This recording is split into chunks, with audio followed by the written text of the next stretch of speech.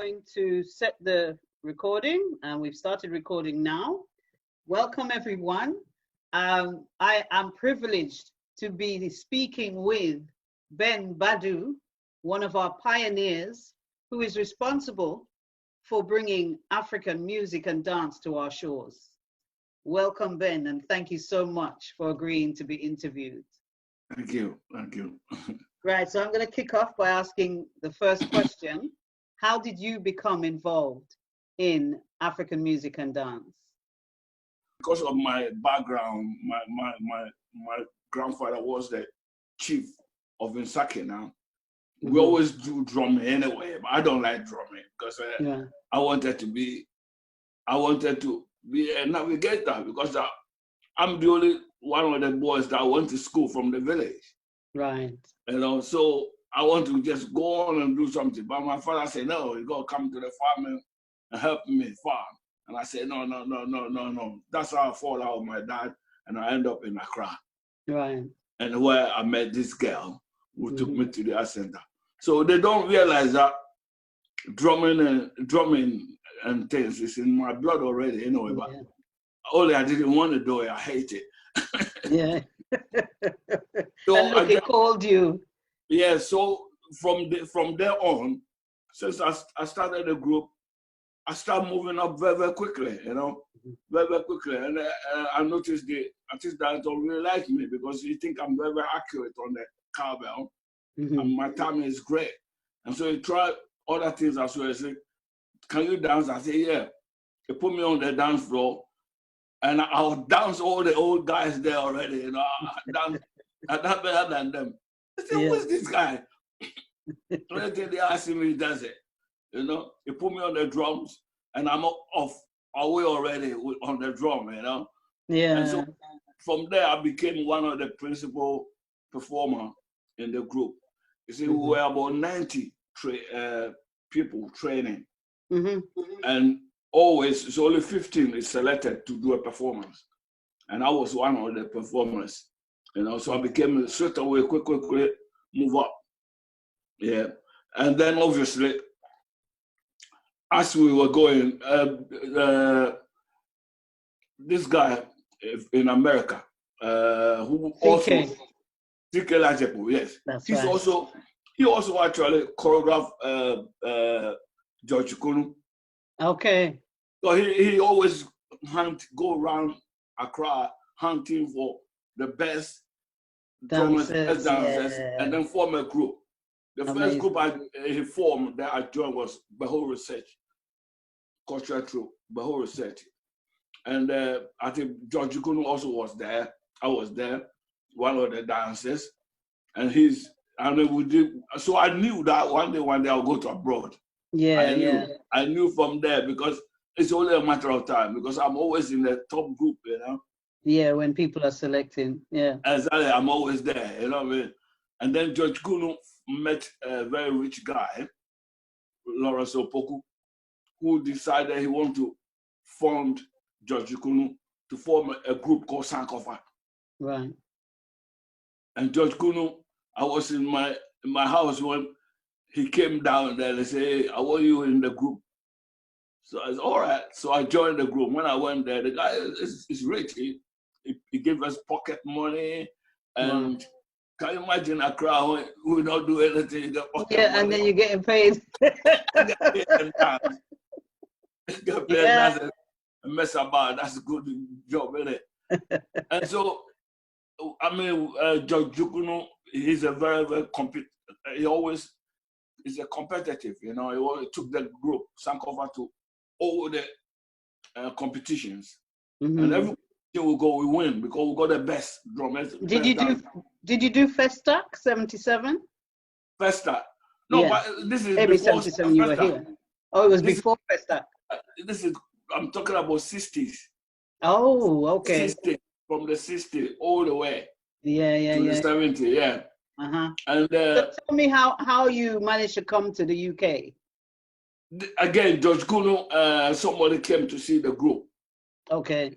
From UK, and he wanted a group, a cultural group. They think they will make a lot of money from us. But when they came, We were dancing. We were almost flying on stage, basically. Yeah. I tell you that, you know, Africans, when they see somebody who want to take You want to impress. we perform magic. Yeah, yeah. And I was doing all the solo phantom from dance. Yes, yes. And I was the soloist on the phantom from, you know, all the entire business, you know. So they brought us here, couple actually, one lawyer and his wife, Alicia, from Sierra Leone. They brought us here in 1974. You know, that I could remember July 22nd, July 1974. Amazing. When we arrived at the show. Yeah. I want to prompt you because, you know, we had a conversation about this before. You were telling me about Sankofa performing in the West End at the same time that Ep.3 was performing. Yeah. You want to say a little bit about that? Yeah, what happened was our very first performance was Camden Carousel in Kentish Town. Camden Carousel. Carousel, that it should be called. It's right by the St. Pancras tube station. Okay, right. But it's not there anymore. And then our second performance was at the Rhine House. We performed for the management of Cambridge Theatre, in Royal Cambridge Theatre in the West End. They came to see our show at the Rhine House. And they liked it, they enjoyed it, and they wanted to put the show on in the West End. So you can imagine the excitement. We were all heavy, you know, we were in the West End, you know. They put us there, and our management from the Penwood studio, we have Eddie Drahas, Anthony Haas, all these top technicians were actually, in fact, that was the best scene I ever seen designed, where you can actually, the audience can see the sea. The whole set was set in a fishing village in Africa. Okay. In fact, it was imported here, and you could see the sea. You could see the waves all down with lights. So, amazing! Oh yeah. I mean, the show alone, the props. The costume lights alone that they use and things to do that, it's all come from the Penwood studio, you know. It's a film organization. So they know how to work this thing out. But it costs the company at least £14,000 a night. So you can imagine how much they need bum on seats. That's right. And that was a lot in those days. Yeah. Oh yeah. And then the opening of the show was amazing. Again, we have the same problem. Not many people turns up. Right. So we waited for another week. Nobody turns up. 2 weeks, the management said, no, we're wasting too much money. We ran out of money. So they consulted us and said, well, maybe in the West End, you need to show a little bit sexy move and things. So it's impossible for our women to dance bare chest. We said no. We have these members of this group from a decent family. We don't show women bare chest. So we refuse. Meanwhile, Ep.3 have just arrived from South Africa. And they were hot, I tell you that. They danced bare chest. Hiya! Yeah, I remember that. And they're shaking that. And the whole of the British press were homing on the break. And it's on every night you watch telly, the advert is on there. The truckers from the theater, and they replace with Ep.3. I wanted to bring you to that story that you told me about how you got into Steel and Skin. Right. Well, obviously, with all that, we're not getting a lot of audience, so the show was very, very bad. And we were living in a millionaire's house, 17 Bishops Avenue. And I can imagine the expenses that go on top of them.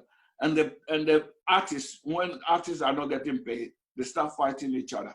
Yeah. Everybody, all the artists said, me and George, getting paid, but we don't pay them. I see. That was the scene. Right. Because I'm second in command with George.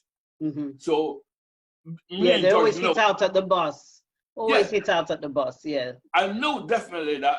I know that we're not getting money. George himself is not getting no money. I know that. But it's only me who sympathize with him. But the rest of the people think he's getting money, and because I'm close to him, he's giving me a little bit, and I'm remaining silent. So there was so much infight in the group. So I decided I will leave. And so I want to see the Mr. Offin, the director, and I said, "Can I have my passport?" And they gave me my passport, and I went to the employment exchange to look for work. So I went straight to the employment exchange, and while I was there was a truck, a pickup came, and everybody was jumping on it, and I jumped on it. I don't know where they're going to take us. But you know it's work. And then they took us to Borough Barnet. Okay. And what work we're gonna? They want road sweepers. Right. A job as a road sweeper. Right. The guy was taking my details, and they said, "What's your address?" And I said, 17 Bishop Avenue. He said, "What?" And you want a job as a road sweeper, and when you live in a millionaire's house, he said. Yeah. I was so ashamed, That's when I realized that this country, there's a lot of race business. Yeah. Anyway, to cut the matter short, I was sweeping. My bit is from the Golders Green tube station right down on the Finchley Road, down to Finchley, and then back to Golders Green here. And one day I was sweeping at the Golders Green tube station. And then this black guy, he walked past me while I was busy sweeping. And he stopped and said, "Wait a minute. Are you not the dancer that I saw at the Rhine House performing?" I said, "Yeah, it was me. No mistake about that." And said, "What are you doing sweeping the roads when you perform so beautifully?" I said, "Listen, I've been doing that, perform beautifully, but I'm not getting paid for it. I haven't got no money. I'm starving. So what do you think I will do? I have to work." Yeah. So he said to me, "What a shame. Here's a card." He gave me his card, Peter Blackman. And then he said to me, "You know what? I got a community company called Steel and Skin, and I want you to be the dance teacher there." I said, "Wow." And we'll be touring in schools, community centers, day centers, and all these places. He said, "Wow, that means I'll be in the warm working and getting paid." Sometime July 1975, we came to Bristol for the festival, and before the festival, they do a series of workshops, prior to the festival. And our workshop base was at Inkworks. Yeah. They put us in Inkworks. And the people that came to the workshop were ex-members of the West Indian group. And that is, we had Lorna, Angela. Angela was 10 years old at the time. We have Pauline. Yeah. Then we have Lorna's senior brother, wife, Bones was there, and Elsa. Then we have Slim, and all sorts of people. I mean, like even Robert. By then, I haven't even noticed Robert. Right. But he was in there too. But I didn't know. You have 12 people working. You can't notice all of them. You only notice louder ones and a bit more active ones. You only notice them. You see? Yeah. So what I want to ask you about is what do you do now? What I do now, really, I'm not doing anything officially. Unofficially, I play my xylophone, basking with my xylophone, and also have a band, Baraka, which I play in festivals with. Yeah, I mean, I don't do very much because I retired 2004. Okay. No, is it? Yeah, is it? No, 2004. I retired. 2004. Right. So, but you did say to me, because you're very humble, you did say to me that your band opens Glastonbury Festival every year. Yeah, I do. I do open the Glastonbury Festival. How many other festivals do you open? I don't open, but Walmart. I've been going to Walmart since it was since 1982. I've been going to Walmart every year to do the carnival with the children's carnival every Sunday. Yeah. Although I have worked with Walmart I have taught as a workshop provider, and also I perform. I've been to about 6 different countries with Walmart. Right, amazing. Yeah, I've been to Singapore. I've been to Singapore twice. Adelaide, Australia. Well, Australia. I've been to Spain. How many times? So many times with Walmart, and I've been to. I mean, I basically I worked with Walmart for many years. Yeah, I want to ask you as well. What advice? Finally, just to wrap up, what advice would you give to aspiring young artists here in the UK? Well, the only thing I would tell them is, especially, there are really good ones among them, and the very good ones doesn't like working with each other. Yeah. And my advice is they should really work together. Because if they work together, then the people that really buy their services will treat them fairly. That's right. But if they don't work together and they work separate, they will treat them badly because somebody will be charging lower than the other. Yeah. And so before you realize, he's the person who charged lower, maybe he's not that good, but he's the one that gets the job. The job. The person who's very good, who charged a bit higher, is made redundant. But if they all bank together, especially on the performance stage, absolutely, if they put their talent together, we'll have the best performance group in the country, But I want to, at this point, just to say thank you so much. I could talk to you forever, but what I'll do is probably, cut some bits out of this so that, we leave some for the bigger meal. You understand? This is just the say stuff, but we'll leave some for the bigger meal. Thank you so much. Thank you so much, Ben. It's great speaking.